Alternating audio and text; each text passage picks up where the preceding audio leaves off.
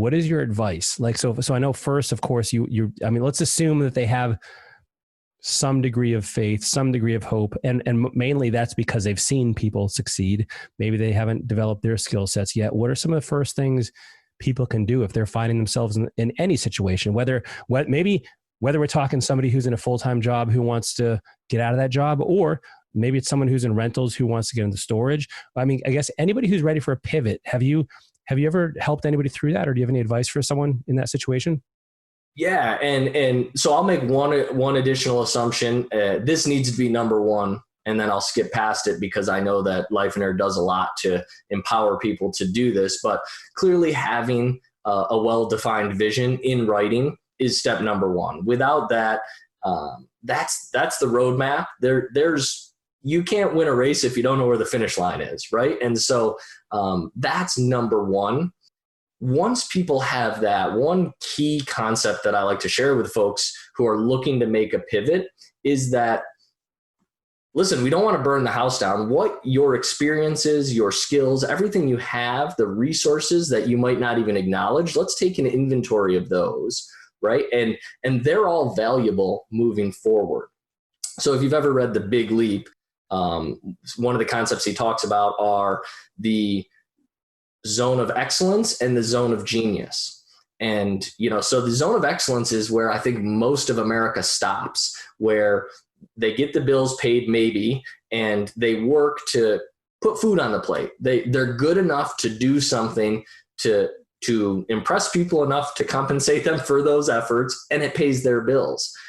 That's stopping there, I think, is stopping short of true fulfillment. And that's usually when people want to pivot, right? And so what I always encourage people to do is, one, identify the zone of genius, right? That's the thing that fires you up.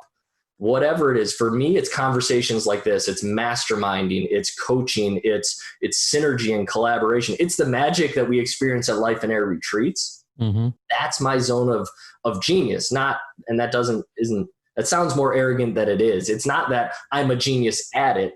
It's the environment where I'm able to tap into my highest genius, right? And so if people can identify that, in a perfect world, we'd just be able to jump from zone of excellence and flip over to zone of genius, and we'd be happy ever after, right? But the truth is there's a transition and an evolution, to use your word, Wojo. And the way I encourage people to make that transition is to always view the time they spend in their zone of excellence as it should fulfill one of two things. It should either give them skills that will allow them to transition into their zone of genius, or it should fund time in their zone of genius. So the difference, the idea being, I went out and I bought a bunch of rentals and apartments, and that gave me skills that I could then transition into the world of storage, which opened up my opportunities for coaching. Sometimes that's not always possible. You might just need to sweep floors.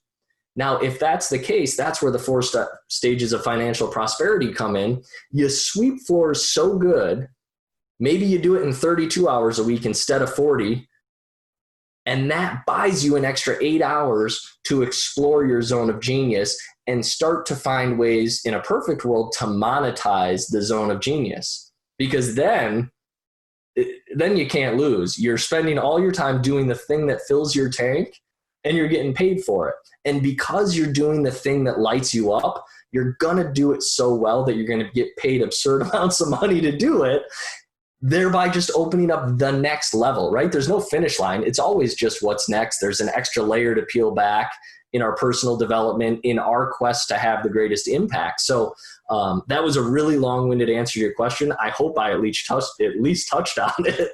No, man, that was awesome. And I actually love that, so it's this evolution from the zone of excellence to genius.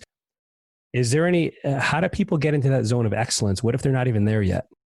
So the best way to figure it out is to have someone coach you through it, right? And that's part of the vision crafting process that Life and Air takes people through, that sadly some people are slow to buy into. I know many folks who have come into Life and Air and then resisted that writing the vision element. And it's so critically important. I just want to hit them with a 2x4. But, there's also an element of allowing a coach, being coachable, to help you identify it, not to impart their zone of genius on you, right? But to people that have gone through it, people that have walked the path. So maybe it's not even a coach. Maybe it's just someone who's further along their life and their journey than you are.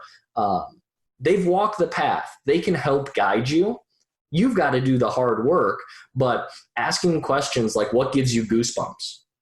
Everybody has a zone of genius, and everybody can identify it. They just don't always know how to articulate it, and they need someone just to help them, one, really understand what it is, and then two, help them remember a time when they were tapped into it.